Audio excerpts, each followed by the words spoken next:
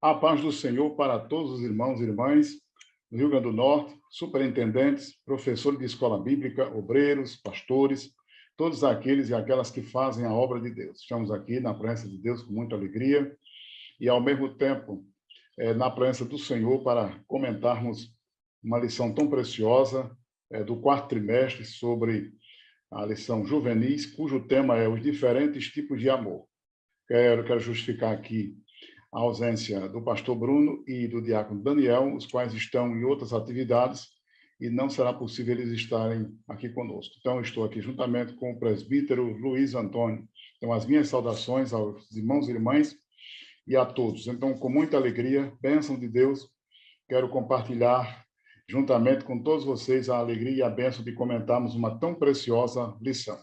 Presbítero Luiz Antônio.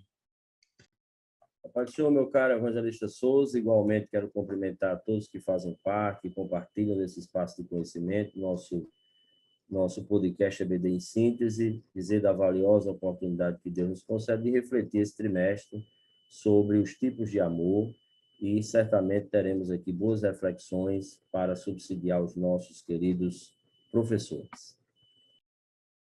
Amém. Então, nesse momento eu quero fazer aqui uma pequena leitura, a qual está aqui na própria lição, é a leitura bíblica em classe, 1 Coríntios capítulo 13, versos 1 a 13. Eu não vou ler todos os versículos, mas a cerne, o conteúdo dessa lição está aqui na primeira carta do apóstolo Paulo, capítulo 13, versos 1 ao 13. Vou ler alguns versículos, versículo 1 do 13. Ainda que eu falasse a língua dos homens e dos anjos, e não tivesse amor, seria como o metal que soa ou como o sino que tine. E ainda que tivesse o dom de profecia e conhecesse todos os mistérios e toda a ciência, e ainda que tivesse toda a fé, de maneira tal que transportasse os montes, e não tivesse amor, nada seria. Aqui na frente, nos próximos versículos, diz o versículo 4, o amor é sofredor, é benigno, o amor não é invejoso, o amor não trata com leviandade, não se ensoberbece. Não se importa com indecência, não busca os seus interesses, não se irrita, não suspeita mal. Não folga com a justiça, mas folga com a verdade. E aí o apóstolo Paulo prossegue dizendo, tudo sofre, tudo crê, tudo espera, tudo suporta. O amor nunca falha, mas havendo profecias serão aniquiladas, havendo línguas cessarão, havendo ciência desaparecerá. E o versículo 13 diz assim, agora, pois, permanecem a fé, a esperança e o amor. Estes três, mas o maior destes é o amor. Então, aqui nós temos essa preciosa lição em que está apresentada aqui sobre os diferentes tipos de amor. É interessante que esta lição traz para nós entendermos os tipos de amor que essa lição revela e, ao mesmo tempo, nós compreendemos para fazer uma análise desses próprios tipos de amor e entendermos as dimensões do amor de Deus na vida do cristão, do homem, da mulher. Então, esta lição, ela apresenta o amor que, didaticamente, aqui nós temos no comentário, onde, de acordo com a língua grega, este amor tem alguns nomes que definem. É o amor eros, o amor fileon e o amor agape, ou ágape. Então, na língua portuguesa, esta palavra ela se apresenta em diversas variações, conforme aqui se nos apresenta esta lição bíblica, a qual é muito importante que os professores e as professoras que façam essa apresentação para os juvenis, as pessoas que são o alvo desta lição, possam discorrer a respeito do significado de cada um delas. Então, fazendo um destaque, antes de nós falarmos um pouco sobre a aplicação deste amor, é importante o professor ele conceituar para que o aluno ou aluna possa aprender o significado do amor em suas dimensões, em seus conceitos e em sua aplicação pessoal. Então, primeiramente, no comentário dessa lição, nós temos a exposição do amor eros. E aqui nós temos a definição de eros, que é aquela palavra grega que significa o amor romântico, que é aquele desejo sexual e também passional, que tem a ver com os sentimentos de paixão. Esse amor é um amor físico, que, na realidade, a lição nos apresenta, que ele é originado exatamente dos sentidos naturais, dos instintos e das paixões, né, do ser humano. Então, esse aspecto do amor ele é citado no livro de Cantares de Salomão. O que nós entendemos é que nem sempre esse amor eros ele tem o seu lado negativo. Na realidade, o amor eros é dividido até entre o aspecto positivo e negativo. E este amor eros, ele é citado no livro de Cantares de Salomão, que é exatamente a relação entre marido e mulher, no que diz respeito assim, às sensações físicas, às sensações psicológicas. É baseado exatamente naquilo que a gente vê, naquilo que a gente sente, naquilo que a gente toca, e, portanto, ele também pode entrar pela via negativa. Pode ser, assim, até mesmo um amor egoísta, temporário, vem da superficialidade e, consequentemente, pode tornar-se pecado. O que queremos dizer com isso é que o amor eros ele tem essa definição. Nem sempre esse termo eros está aplicado somente ao aspecto negativo, mas também um aspecto positivo, que desperta exatamente as paixões humanas. A paixão entre as pessoas e que, no seu aspecto positivo, também ele pode revelar as nossas paixões no sentido melhor, no sentido do relacionamento, até mesmo conjugal. Então, depois nós temos a outra definição, que é o amor filial ou fileon. Eu não vou aqui dar muitos detalhes, porque eu desejo aí que o presbítero Luiz Antônio também faça uma exposição conceitual sobre esses três tipos de amor. E, conforme a definição, no grego, esse fileon ou filion é geralmente traduzido para o português como amizade ou um amor fraternal, sem ter aquela conotação sexual que apresenta o amor eros, por exemplo, mas também se estende às relações até mesmo entre família. E o amor ágape, o amor agape, que é o amor divino, a expressão do amor em sua excelência. Antes de nós fazermos uma definição ou até falarmos, eu gostaria que o Luiz também tecesse alguns comentários aí sobre esta conceituação do amor. Presbítero Luiz Antônio. Meu caro Souza, você já trouxe aí elementos bastante significativos, né? É importante que o comentarista ele vai trazer essas definições do amor, ele traz a questão da dimensão etimológica da palavra, mostrando do latim a palavra amor, em que traduz a ideia de afeição por alguém, quer dizer, um conceito aqui bem superficial, mas ele traz a etimologia, depois ele vai trazer, Souza, a dimensão conceitual pelo viés psicológico, onde ele vai mostrar aqui um aspecto importante, né? Esse amor que tem um conteúdo emocional, um amor que tem um conteúdo atitudinal, um amor que tem um conteúdo comportamental.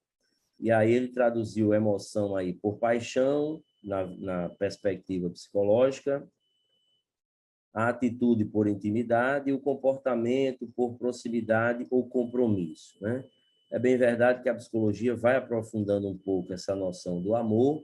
Depois nós temos, você trouxe aí a questão da filosofia, que vai trazer as tipologias do amor e que foi uma contribuição, né, para o campo conceitual do amor muito significativa, porque, de certa forma, trouxe essa tipologia que nos ajudou a entender um pouco como é que esse amor se manifesta em várias dimensões. Você tocou no amor eros, que é o amor, vamos dizer assim, erótico ou romântico, e que, por sinal, é bastante frágil, né?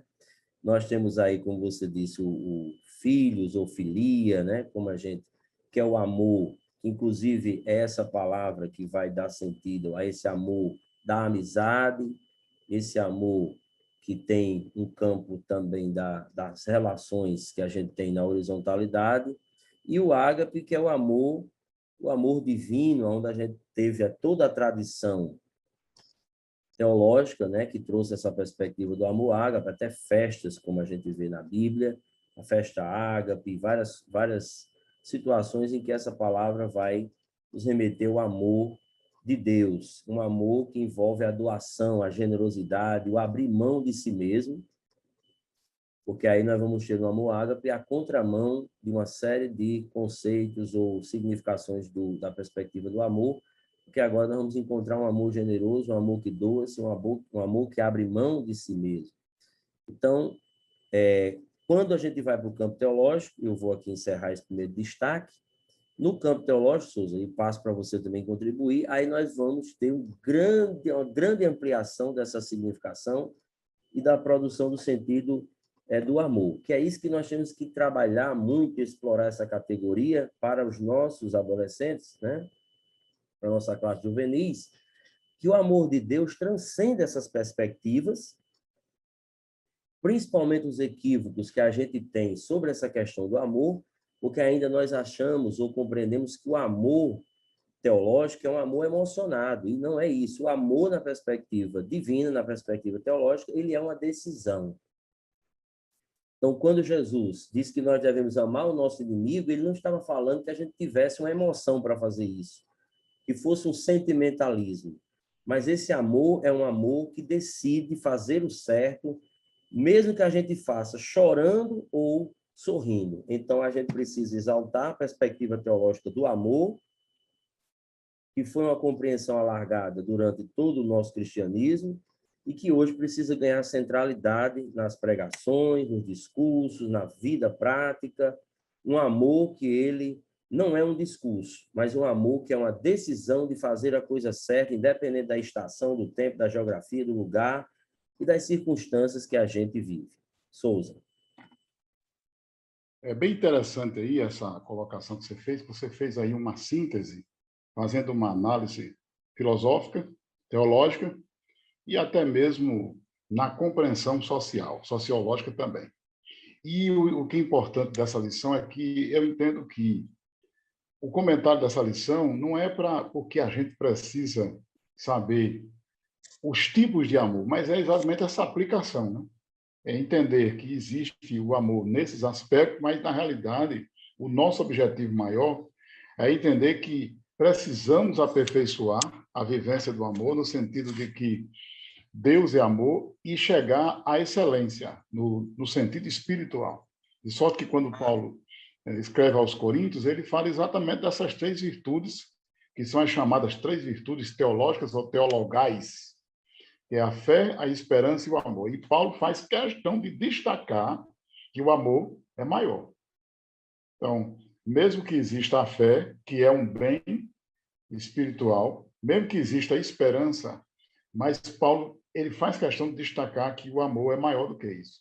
O que é que ele quer dizer com isso? Claro que Paulo está se referindo ao amor ágape. Paulo não está se referindo a qualquer tipo de amor. Mas é importante isso aí que você falou, né? Para destacar para os alunos que mesmo que a gente tenha uma determinada vivência em conhecermos determinados conceitos do nosso relacionamento com a família, com o próximo, com o namorado, a namorada, o noivo, o esposo, a esposa, que são as dimensões, aliás, os tipos de amor em que, no grego, se apresenta de acordo com o contexto ou com aquela classe social, mas existe um amor que ele é maior do que todos esses. É o amor de Deus. E é exatamente nessa dimensão que aqui nós temos, é como se, aqui no comentário, ele vai nos levar exatamente para o outro tópico que nós vamos comentar agora.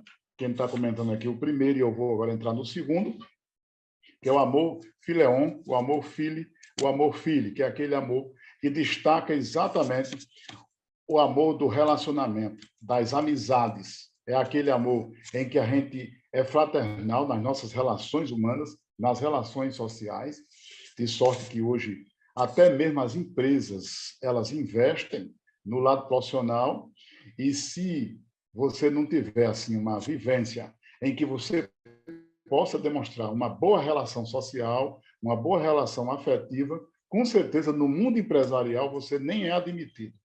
No sentido teológico, nós não passamos por esse critério de seleção no sentido natural da coisa, mas a gente também é cobrado para nós entendermos que a dimensão do amor de Deus, e em sociedade e até na igreja, a gente tem que desenvolver um reflexo de tudo isso aí. E além desse reflexo, nós temos que viver a vivência dessa comunhão.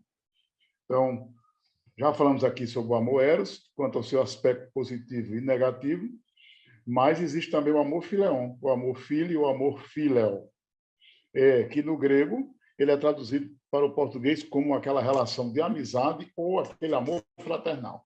Mas não tem aquela conotação sexual como existe no amor eros. Então, o nome erótico, com certeza, claro que tem sua origem aí nessa terminologia. Esse amor fileon, ele se estende às relações entre os membros da família, o amor que abrange amigos, parentes, que surge nessa convivência, quer dizer, na sociedade, na família, na igreja, na escola, no trabalho, nos lugares onde a gente possui essa maior identificação. Então, esse amor aí é exatamente aqui, esse amor que deve se manifestar, porque, ao mesmo tempo que ele já tem um valor maior, eu posso até dizer do que o amor eros, mas ele ainda é um amor frágil, porque ele pode agir de acordo com as conveniências e a gente tem que superar esse grau. Então, eu gostaria que o Luiz também aí aproveitasse essa definição aqui do tópico 2 e você falasse aí sobre os aspectos desse amor fileon nessa relação social.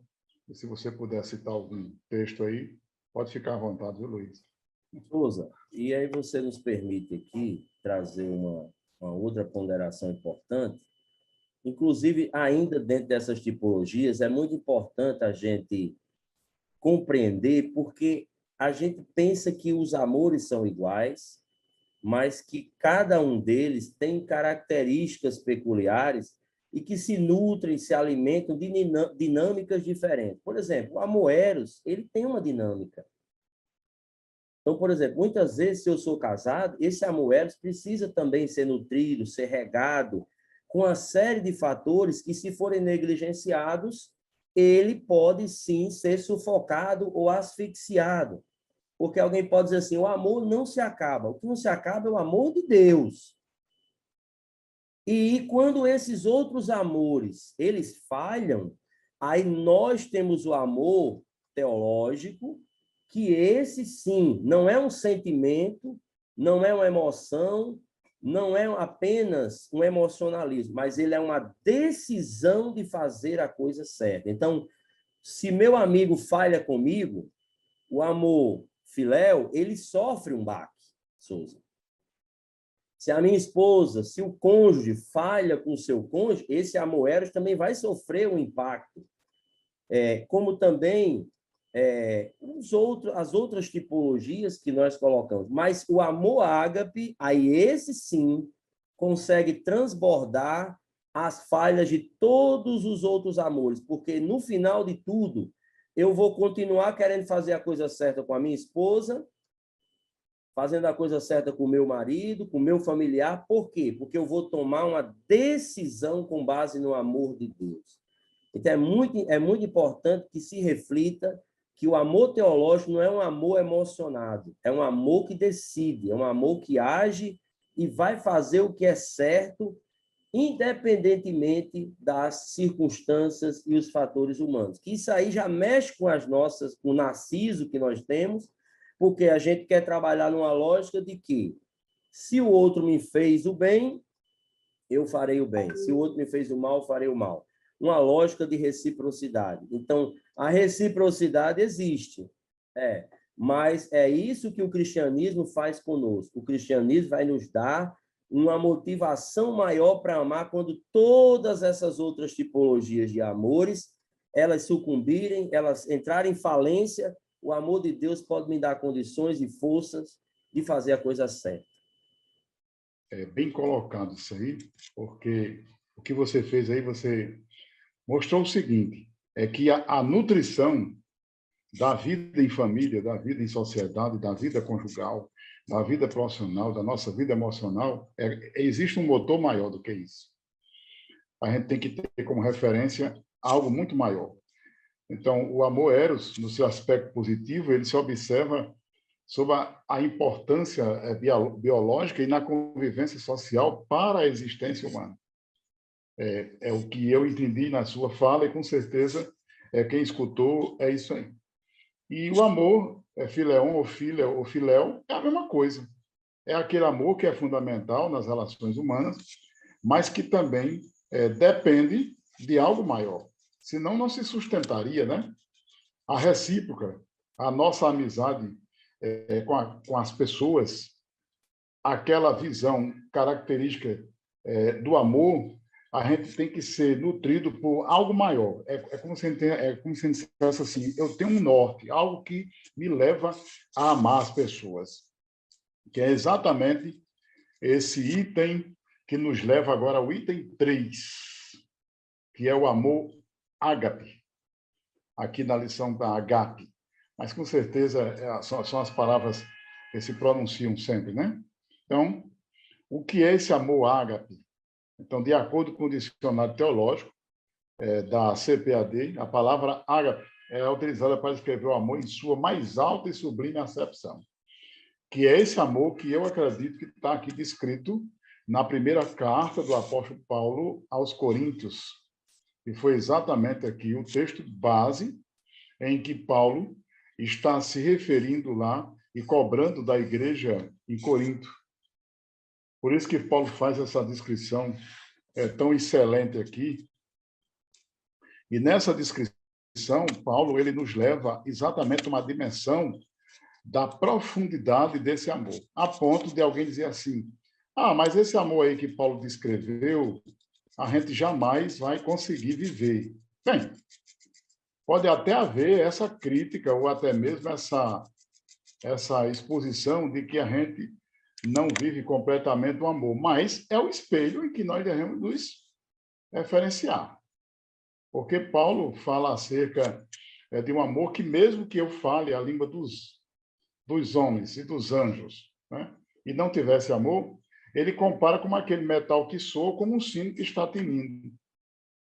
Quer dizer, ele quer dizer o seguinte, ainda que eu falasse a língua dos homens, quer dizer, se eu fosse um poliglota e conhecesse uma diversidade de línguas, e dos anjos, que na interpretação aí de muitos teólogos, é quando você fala aquela língua dos anjos mediante a ação do Espírito Santo, quando você é batizado com o Espírito Santo. E aí, se falta esse amor de Deus na minha vida, então eu sou comparado apenas como um sino que tinha. E interessante que Paulo ele vai mais além.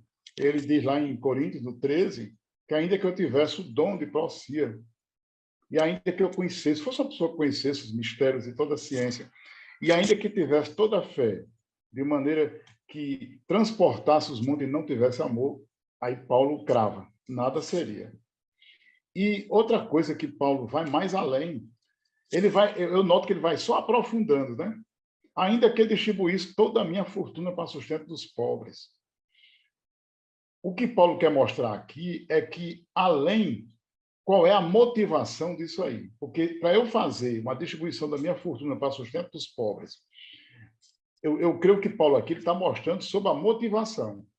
Se for motivado pelo amor de Deus, isso é válido. Se não for motivado pelo amor de Deus, então não tem validade nenhuma.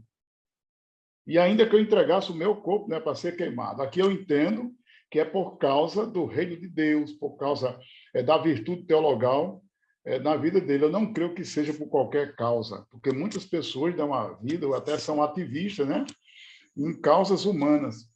E Paulo diz, se não tivesse amor, nada disso me aproveitaria. E interessante que ele começa a descrever que amor é esse. Ele diz, o amor é sofredor. Aí ele vem, é benigno, não é invejoso, não trata com leviandade, não tem soberba. Também não é indecente, não busca o seu interesse próprio, né? Não se irrita, não suspeita mal. Rapaz, é fundo aqui, é profundo o que Paulo fala. E nem se alega com a injustiça, né? Mas se alega com a verdade. Aí depois aqui nós temos o quarteto que fecha tudo, né? Tudo sofre, tudo crê, tudo espera, tudo suporta. E aí ele permanece no texto dizendo que o amor de Deus, esse amor que nunca falha. E diante de tudo isso, se houver profecias, serão aniquiladas, havendo línguas cessam, havendo ciência desaparece. Mas o amor, ele supera a tudo isso. Então, esse tópico 3 é o tópico aqui, onde aqui essa lição tenha o seu ponto de culminância, manifestando exatamente aquilo que Deus quer para nós. Então, veja a importância de um texto desse. Aí quando a gente lê um texto desse, a gente faz assim uma retrospectiva em nós, né? E a gente vê o quão distante nós estamos como seres humanos, com aquilo que a gente almeja alcançar e muitas vezes estamos devendo a Deus.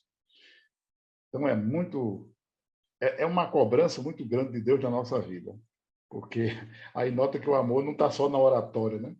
O amor, o amor também, e Paulo Marinho, não é só distribuir fortuna para os pobres, não. Não é que você não faça.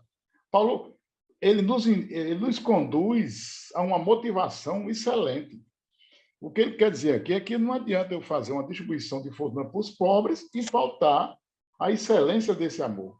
Então, há essa possibilidade, né? Já que Paulo expôs isso aos Coríntios, com certeza, existe aqueles que se desfazem dos seus bens materiais, mas sem ser aquela motivação do amor de Deus. Então, isso é muito sério. É por isso que é o amor ágape. Porque o amor ágape tudo supera, tudo suporta, tudo sofre, tudo crê. Então, Luiz, nessa referência aqui do amor ágape, que é o tópico 3, nós vamos tecer esse comentário e você pode falar aí sobre algo mais onde aí envolve essa definição e Jesus como esse maior exemplo desse amor ágape, o amor de Deus. Dando continuidade, Souza, ao seu raciocínio muito importante, né, e significativo, você tocou aí também numa parte que é muito importante. Essa leitura mostra que o amor é maior do que o conhecimento, que o amor é maior do que os dons e que o amor é maior do que os sacrifícios esvaziados de motivações corretas. Então, muitas vezes, nós podemos sim ter o conhecimento, mas estar sem amor. A gente pode estar cheio de dons e sem amor. E aí eu lembro aqui, Souza, o Stanley Orton, que é um conhecido aí das teologias sistemáticas, ele fazendo uma análise sobre, ele vai dizer que existe o homem que está com o espírito e sem a palavra. Ele diz que tem o homem que está com a palavra, mas está sem o espírito. Ele vai dizer que tem o homem ou a mulher pregadora, né, que ele está com a palavra e com o espírito. Ele vai mostrar que é possível você, por exemplo, você ter o Espírito Santo na sua vida e não ter a palavra. Não ter a palavra para pregar. Isso pode acontecer. E isso pode também gerar um fanatismo, ou você pode ter a palavra e estar sem o Espírito e gerar um formalismo. E você pode estar com a palavra e com o Espírito e a palavra, e você ser um homem que consiga ser um agente a serviço de Deus numa determinada causa, num projeto, numa ação que o Senhor quer instrumentalizar o homem ou a mulher. Mas essa questão, por exemplo, do conhecimento sem amor, dos dons sem amor, isso é muito importante a gente refletir. Por exemplo, você vai entregar uma revelação, né? Sem amor. É problema. Nós já vimos isso, Souza. Nós já vimos isso. Você, por exemplo, você tem alguém que vai pregar, mas sem amor. Você tem alguém que tem muito conhecimento, mas está sem amor. Quer dizer, o amor é fundamental para equilibrar toda a ação orgânica do corpo de Cristo. Então, isso a gente tem que refletir muito. Eu já vi muita gente entregar algo a uma pessoa de forma muito dura. Quer dizer, se Deus lhe deu uma mensagem e essa mensagem é complexa, você precisava entregar isso com amor. Mas as pessoas entregam isso muitas vezes com uma dureza, uma aspereza, uma rispidez que acaba atrapalhando o processo. Ainda diz assim, se não aceitar, vai morrer, quer dizer. É como se fosse coloca o próprio destinatário numa situação difícil, né? Provoca problema psicológico até. Pronto, é isso aí. Então, quando Paulo vai falar de tudo isso, é assustador você saber que você pode ter grandes conhecimentos, mas você não tem o amor. Você pode ter dons, falar a língua dos anjos, mas não ter amor. Então, fazer grandes sacrifícios, mas mesmo assim você não está com a vida alinhada e orientada por esse amor divino. Então, isso deve ser objeto de nossa reflexão para a gente pensar, Souza, pastorado com amor, liderança com amor, né? A gente precisa ter essa centralidade do amor. Foi o que Jesus fez. Jesus nos deixou esses 2 mandamentos: amarás a Deus, né, com toda a tua força, tua alma, teu entendimento, amarás o teu próximo como a ti mesmo. E se nós prestarmos atenção, o amor vem para cumprir a lei. Na primeira tábua, Souza, a lei tinha 4 mandamentos, estava direcionado à verticalidade, a Deus. Na segunda tábua, nós tínhamos 6 mandamentos que estavam ligados à horizontalidade, às relações pessoais. Então, a nossa vida é se relacionar com Deus e se relacionar com os homens. É como você falou, se for para a empresa, se for para a escola, se for para a igreja, não importa onde você vá, você vai relacionar-se com pessoas. Você vai ter que viver a sua vida social. E o amor é a virtude teologal que tem mais implicações teológicas sobre nós. Então, é preciso pensar muito se o amor está realmente orientando as ações da igreja. Porque não é porque nós estamos na igreja, não é porque somos presbíteros, não é porque somos pregadores que estamos orientados pelo amor de Cristo. Então, isso é uma questão que nós temos que sempre estar se perguntando. Estamos orientados pela centralidade do amor ágape na nossa vida? Qual é a nossa filosofia de vida? A nossa filosofia de vida são os princípios bíblicos, e Paulo deixa muito claro isso quando ele vai mostrar que a igreja, por exemplo, suportai-vos uns aos outros em amor. Quer dizer, quando Paulo diz isso, ele está dizendo que tem gente complicada na igreja, nos lugares.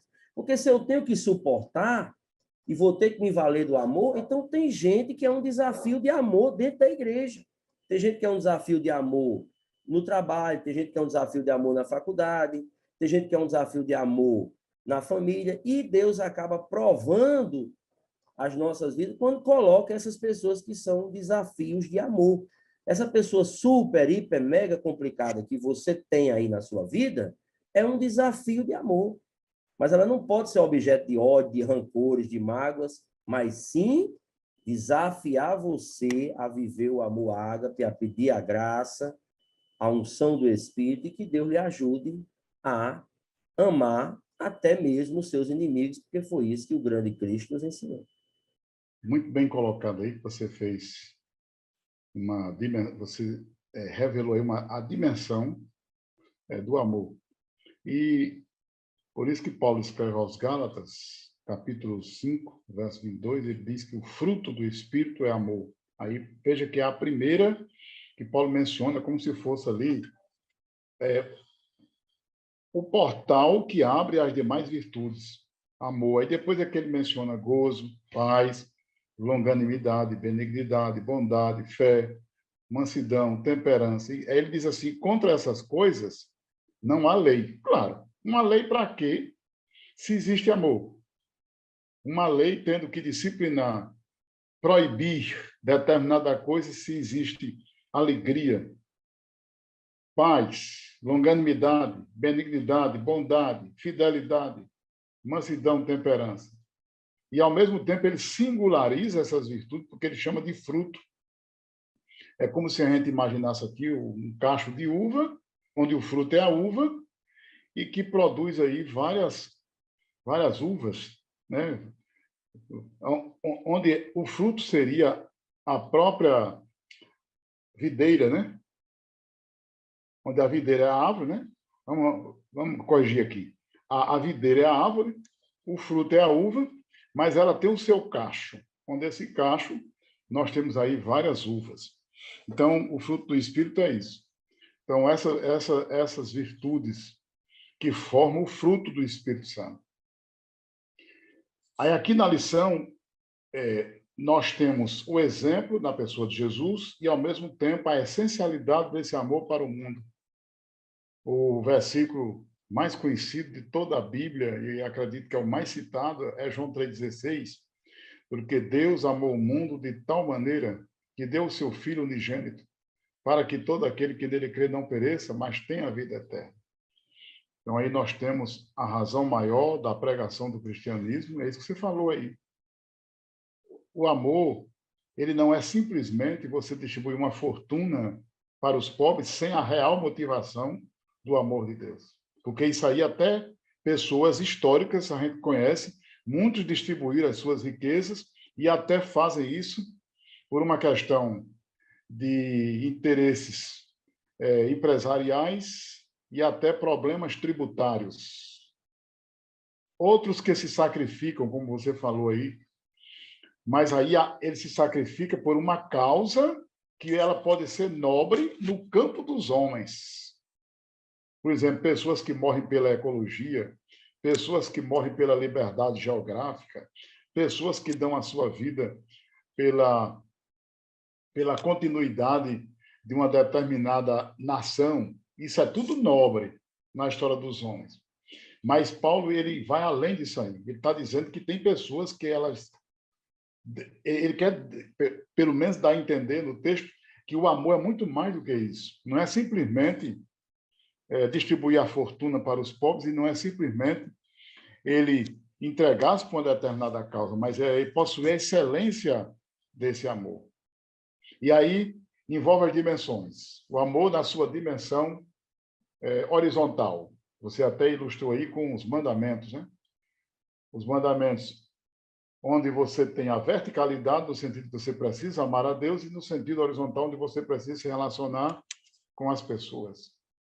Tem a dimensão horizontal, que é com as pessoas, a vertical, onde você tem que ter essa comunhão com Deus, e a dimensão interior. Para que eu possa me relacionar, primeiro eu tenho que me resolver. Como é que pessoas mal resolvidas, no sentido teológico, afetivo, psicológico, pode transmitir equilíbrio emocional para as pessoas? Então, o professor dessa classe, ele tem essa responsabilidade de passar para os seus alunos exatamente isso aí. Eu já quero encerrar aqui, eu acredito que estamos chegando aqui aos tempos finais. O tempo passou, viu, Luiz? Já estamos aqui nos aproximando das 10 horas. A gente começou, era de aproximadamente 9h20 aí. Acredito que sim, né? Já estamos nos aproximando das 10 horas. E aí, eu vou, já com minhas palavras finais, eu vou falar aqui sobre as dimensões do ágape, e você pode aí também fazer ou tecer as suas considerações finais. Aqui no texto nós temos 3 dimensões do amor, que é a dimensão horizontal, que é o meu relacionamento com as pessoas, a dimensão interior, que é o relacionamento comigo mesmo. Essa dimensão interior é o relacionamento comigo mesmo.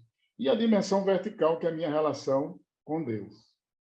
Então, eu acredito que o amor de Deus tem que estar nessas 3 dimensões. Não adianta eu tentar passar para alguém um amor se eu também não tenho uma dimensão interior, se eu não estou resolvido no sentido espiritual também comigo mesmo. Não adianta eu me relacionar somente com as pessoas se falta a verticalidade, né, com Deus. E também, mesmo que eu tenha um relacionamento só vertical, mas se faltar o interior e o relacionamento com as pessoas, também eu creio que esse amor está incompleto. Então, depois aí da sua exposição, você vai também tecer comentários sobre essa dimensão do amor e depois nós vamos fazer as considerações finais.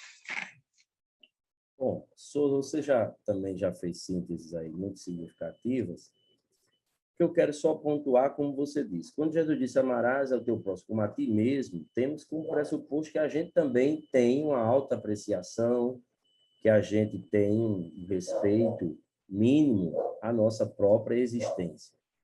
Então, esse olhar para o alto, esse olhar para o outro e esse olhar para mim mesmo.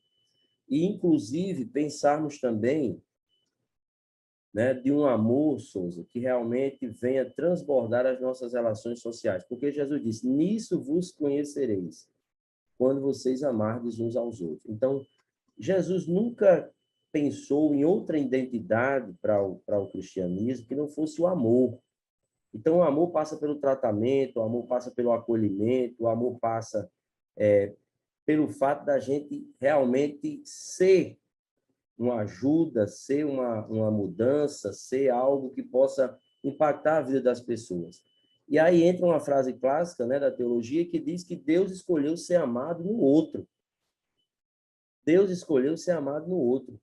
Então, se o nosso cristianismo ele não se traduziu em relações saudáveis, em relacionamentos frutíferos, fecundos, a gente também não conseguiu muita coisa. Porque a nossa contabilidade é essa, é gente. E Jesus morreu por gente. A cruz é o resultado de um amor por gente. Jesus não morreu por paredes, não morreu por pedras, por rochas. Morreu por pessoas. Então, nós, como líderes, como sujeitos que estamos aí atuando em vários espaços, a gente precisa também entender que as pessoas são a matéria-prima de tudo de bom e até mesmo das dificuldades que a gente tem. E aí, cuidar da nossa relação com Deus, Souza, cuidar da nossa relação com o próximo e cuidar da nossa relação com nós mesmos. É muito interessante quando Paulo diz a Timóteo, Timóteo, cuida de ti mesmo, porque muitas vezes eu posso estar cuidando de todo mundo, não estar cuidando de mim. Muitas vezes eu posso estar me relacionando com as pessoas, posso estar com uma autoimagem positiva de mim, mas minha relação com Deus está fragilizada.